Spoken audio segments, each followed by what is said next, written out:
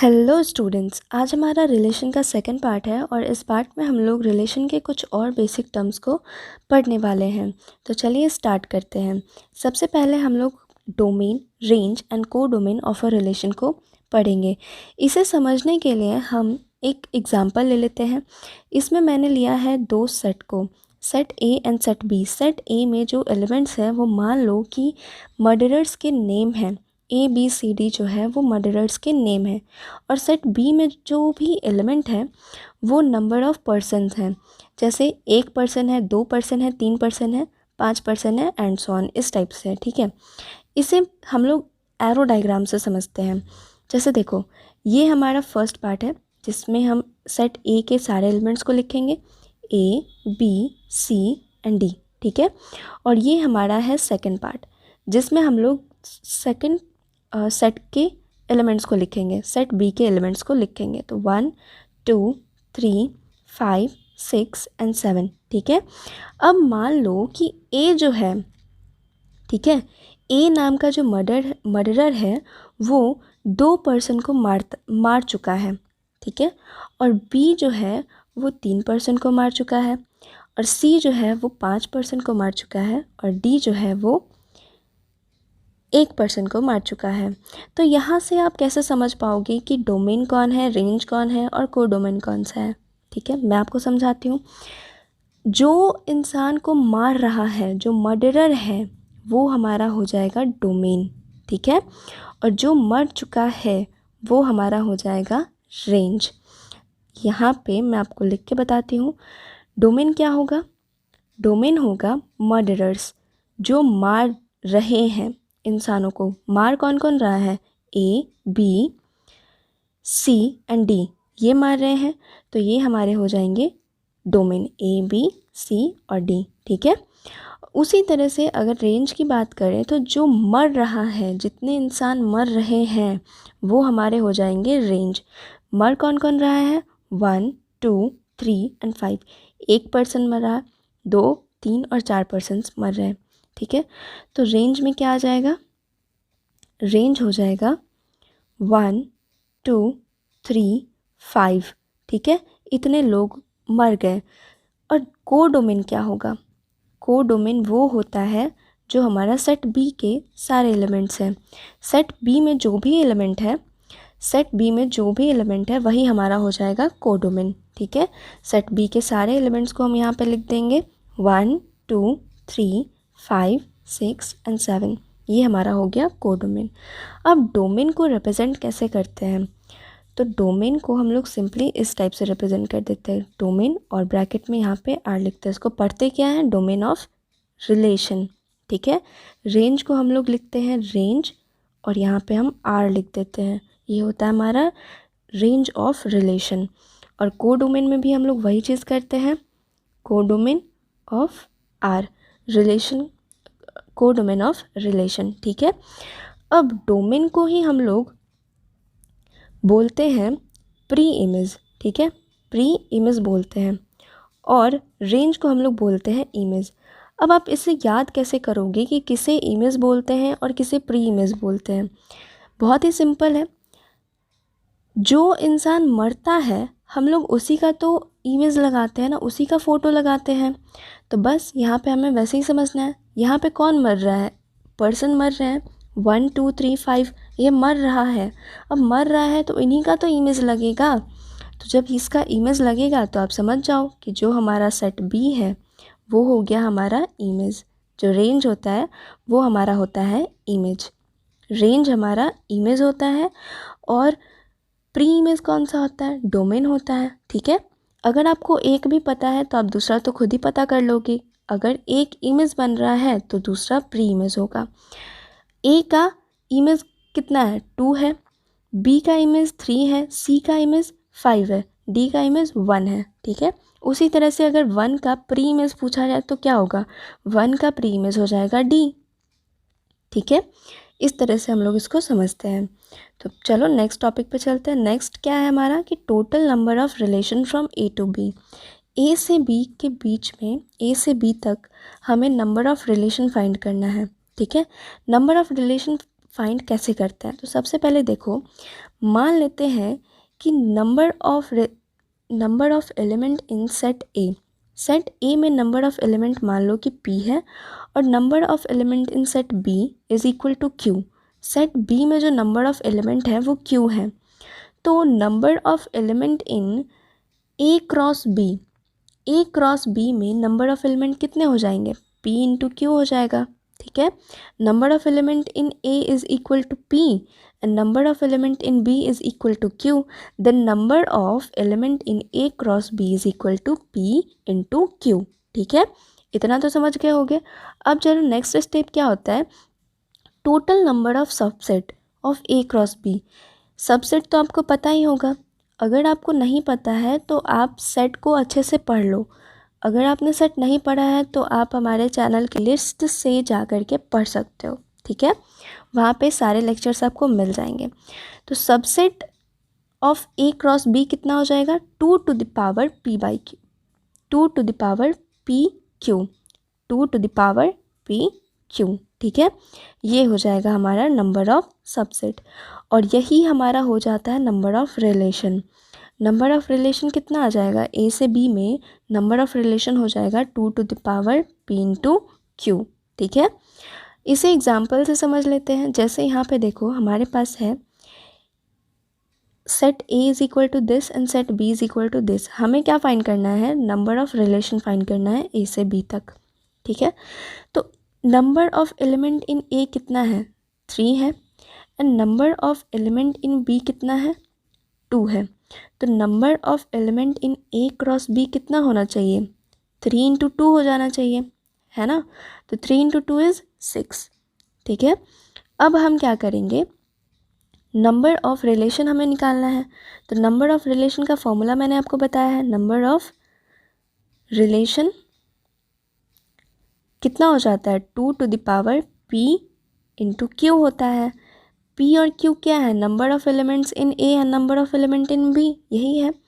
तो 2 into P Q जो होता है वो ये वाला होता है, 2 टू द पावर हो जाएगा 3 into 2 which is equal to 2 to the power 6। अब जो वैल्यू आएगा वही आपका हो जाएगा आंसर।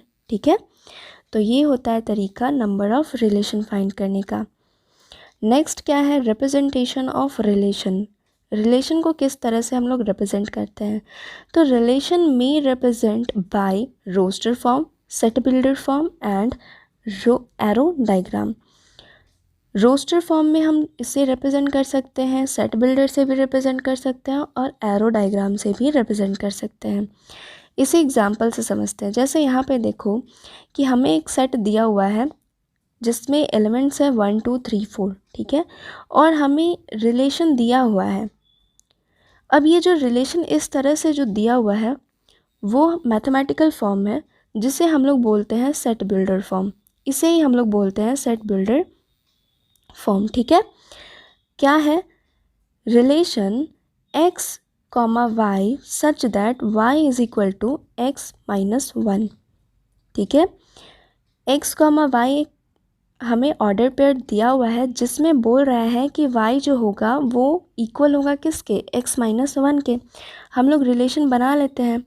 रिलेशन जब हम बनाएंगे तो क्या बनेगा, x क्या लेते हैं, अगर हम 1 लेते हैं यहाँ पे x की जगह पे अगर हम 1 लेते हैं तो y क्या हो जाएगा, y इज इक्वल टू बोल रहा है 1 x माइनस 1। अब x तो हमने 1 ले लिया तो 1 माइनस 1 इज़ 0। 0 तो हमारा सेट में ही नहीं है तो हम तो उसे ले ही नहीं सकते, यानी कि हम 1 को नहीं ले सकते। हम लोग स्टार्ट करेंगे 2 से।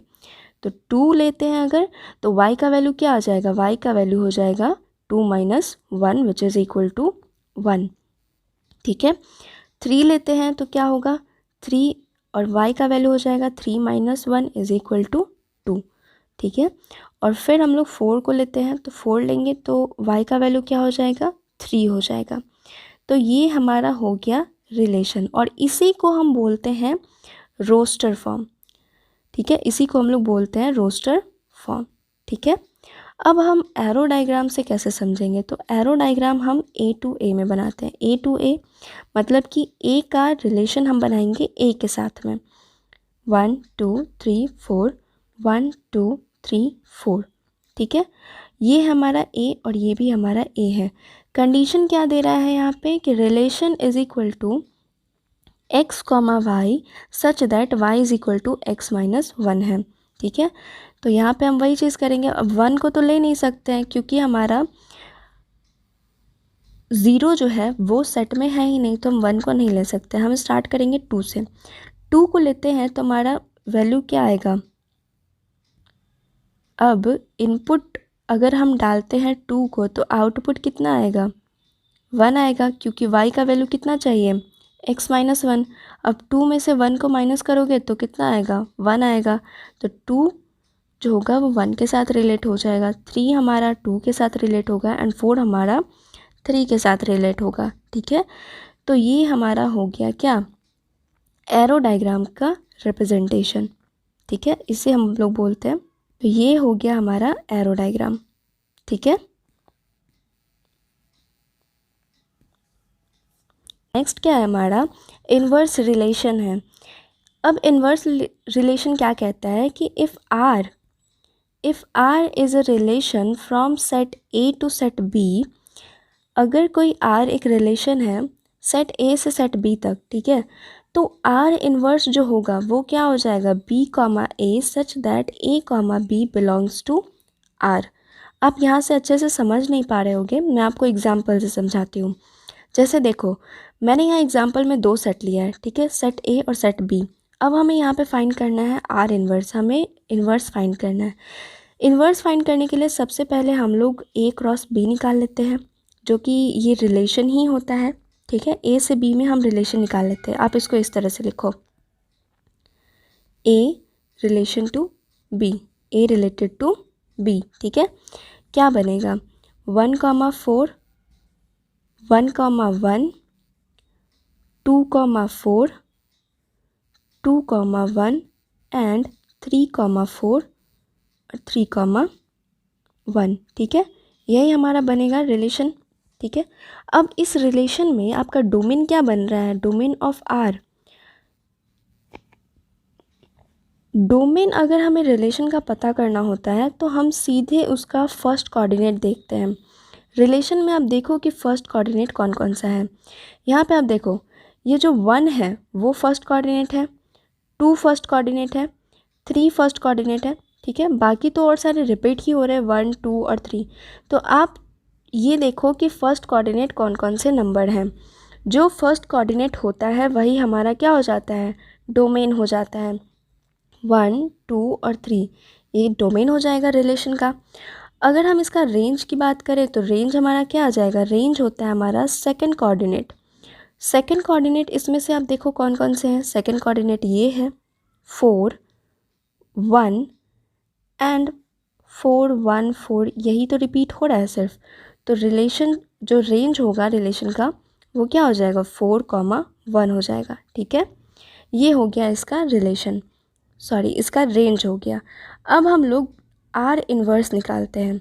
R इन्वर्स क्या होता है, बस हमें उसका उल्टा करना होता है। जो हमने रिलेशन निकाला है A से B में, जो रिलेशन हमने निकाला है उसका हम बस उल्टा कर देते हैं। जैसे यहाँ पे आप देखो कि 1,4 है तो R इन्वर्स निकालोगे तो वो हो जाएगा 4,1, ठीक है।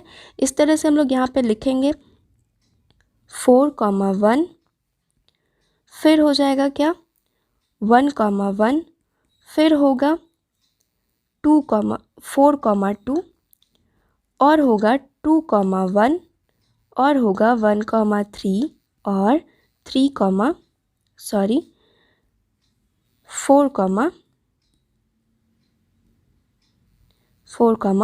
हो जाएगा, ठीक है।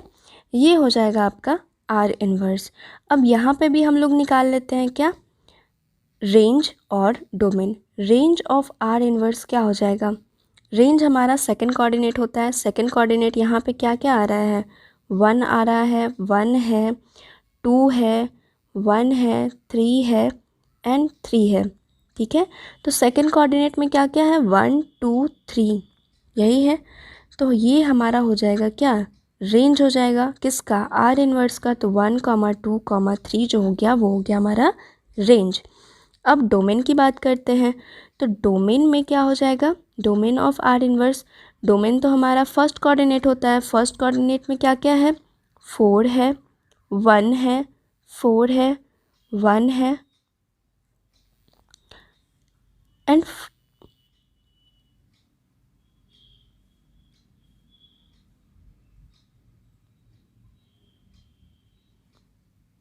यहाँ गलत है, यहाँ 4 होगा, ठीक है। तो यहाँ पे भी हमारा क्या है, 4 है। तो अब देखो सिर्फ और सिर्फ डोमेन जो है वो 4 और 1 आ रहा है, ठीक है। तो ये हो गया हमारा आर इन्वर्स का डोमेन और ये हो गया आर इन्वर्स का रेंज, ठीक है।